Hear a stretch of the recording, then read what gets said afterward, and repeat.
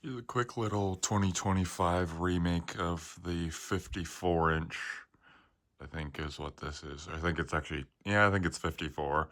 Hampton Bay Windward 2 in my uncle's cabin in the master bedroom here.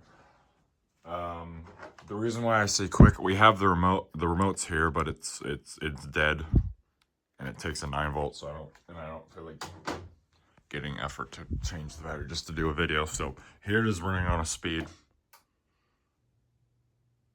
I think it's also in reverse. I think.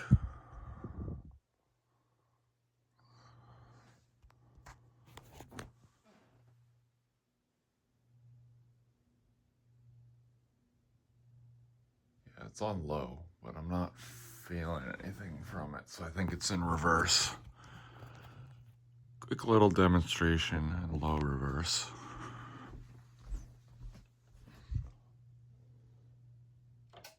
So, yep. That's about it. Really. Ow. Okay, that doesn't work as well. The blades come down more. Ow. Yeah, sorry. If the remote wasn't dead, I would. If the battery in the remote wasn't dead, I would have made a longer video. But it's still here. It works. All right. See you later.